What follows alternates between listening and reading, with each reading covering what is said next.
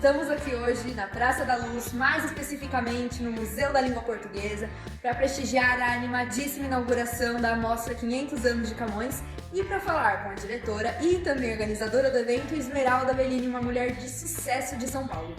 Muito risonha e extrovertida, ela aparenta estar realmente feliz com os resultados obtidos após tanto esforço. 3 anos coletando informações sobre o escritor para compartilhá-las com tanta criatividade. É o que podemos chamar de uma verdadeira fonte de conhecimento. É aberto ao público, gratuitamente às terças-feiras e nos demais dias R$20 inteira e R$10 para funcionários públicos e estudantes. Funciona das 10 às 18 horas durante a semana e aos finais de semana das 8 às 21 horas. Agora é com você, Sofia. Bom dia. Bom dia, Cacita! É isso mesmo. A gente vai falar um pouquinho sobre a exposição dos 500 anos de Camões. Essa exposição está dividida em 5 partes, contando sobre a biografia do autor, expondo textos e apresentando análises e proclamações ao vivo dos poemas. Além disso, os visitantes eles têm acesso a documentos originais. Como muitos já sabem, Camões foi um grande poeta e um grande soldado português, sendo considerado um dos maiores escritores do classicismo. Mas não existe ninguém melhor para falar sobre Camões do que a própria criadora da exposição, né? Então aqui está ela, Esmeralda Bellini.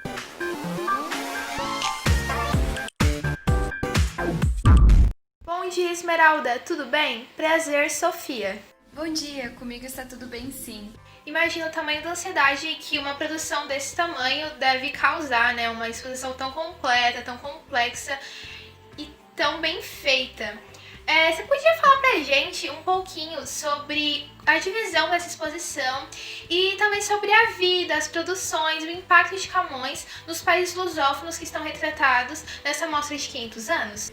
Primeiramente eu gostaria de introduzir um pouco a todos o nosso tema da nossa exposição, que vai contar sobre os 500 anos de um autor muito importante, tanto para Portugal, né, quanto para os países lusófonos, que é Camões, no caso. Ele foi um escritor do período clássico e ele produziu diversas obras, dentre elas muitas epopeias e muitas obras líricas. A gente trabalhou bastante para conseguir fazer essa exposição, porque a gente queria fazer uma coisa bem grandiosa, né? Porque 500 anos de um escritor tão importante quanto Camões deveria ser comemorado com muitas festas, livros, histórias. E é o que a gente quis trazer aqui para vocês.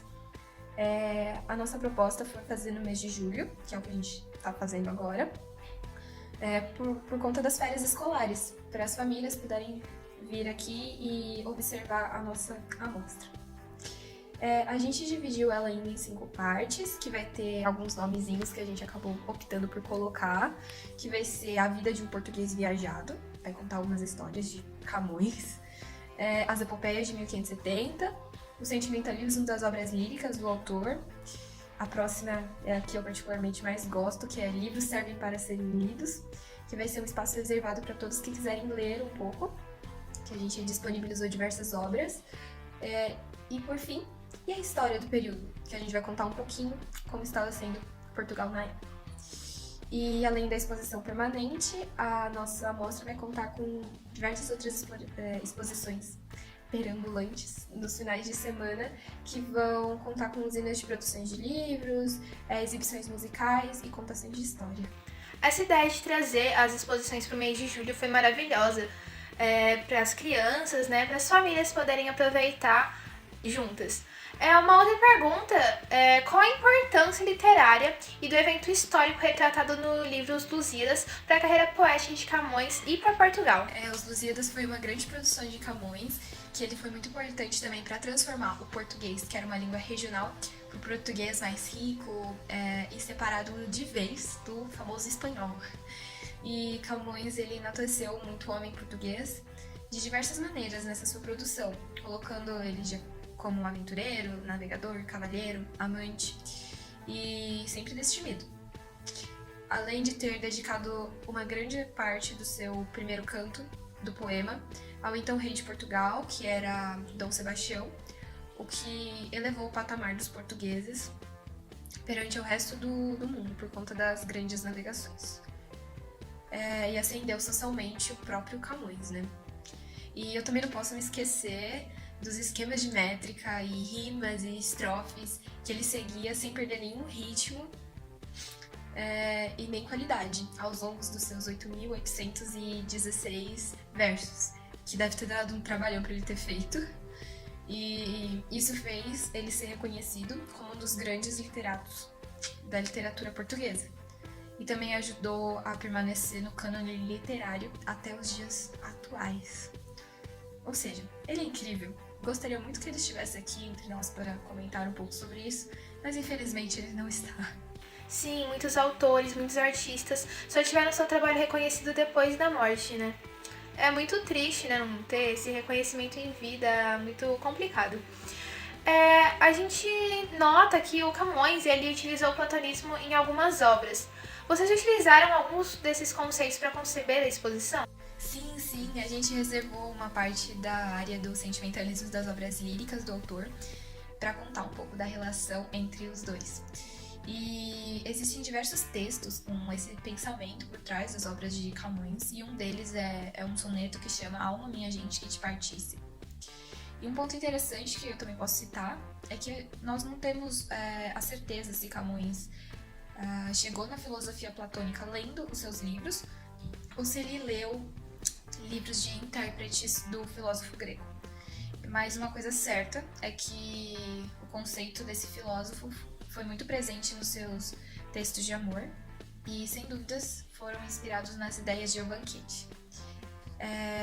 Encontramos também nesse poeta a ideia fundamental da filosofia platônica, que o amor conduz, que ele eleva o amante à beleza absoluta. É notável, né? Já que Camões compartilha o mesmo sentimento daqueles que sofreram por amor. Sim, ele sofreu por amor, só que foi um amor que acabou não ocorrendo. E então Camões ele se entrega ao amor do corpo dele em si, né? Mas você conhece que esse não é um amor que se deve almejar, mas sim o amor divino. Sim, as ideias de Platão, elas estão no mundo até hoje, né? E se aplicam em diversas áreas da vida. Uma outra questão é quais são os desafios para manter as obras de Camões conhecidas mundialmente? Essa é uma pergunta que muitas pessoas vivem fazendo pra gente, porque na atualidade, com os diversos meios de comunicação como as redes sociais, o compartilhamento de informações está sendo em todos os momentos, em todos os lugares. E aí, com isso, a concorrência dos livros antigos com as obras atuais vai aumentando conforme o tempo vai passando. Porque muitos jovens vão se relacionando com os livros da contemporaneidade e vão gostando mais de ler esse tipo de literatura e deixando um pouco para trás os livros antigos, como no nosso caso, os de Camões. Porém, a gente pode citar algumas medidas que estão sendo tomadas, e uma delas é a obrigatoriedade desses livros antigos em vestibulares. Como no caso, o livro de Camões já foi diversas vezes um livro obrigatório em diversos vestibulares. Sim, eu lembro da minha época de vestibular, eu tinha que ler vários livros e os Lusíadas foi um dos que eu li, né? A última pergunta, infelizmente a entrevista já está chegando ao fim. Além do poema épico, como a mostra contempla o trabalho lírico do escritor? Bom, como eu tinha falado em outras perguntas, Camões escreveu seus textos como epopeias e também como textos líricos. Assim, a gente não podia deixar de reservar um espacinho para esses importantíssimos sonetos. E o nome desse local a gente colocou o nome como o sentimentalismo das obras líricas do autor. E esse local conta com um acervo imenso dos sonetos produzidos por Camões, e a gente dividiu ele em duas sessões, que uma faz as explicações das obras líricas, do que seriam as obras líricas, e a outra a gente falou um pouco da relação entre Camões e o Platão. E além disso, nossa sessão de literatura, de livros que as pessoas podem ler, conta com inúmeras obras pertinentes a esse gênero escrito por Camões. E outro ponto que é pertinente eu citar é que Camões escreveu seus textos, suas obras, tanto na medida velha como na medida nova. Assim, inúmeras interpretações nós conseguimos reproduzir na nossa mostra.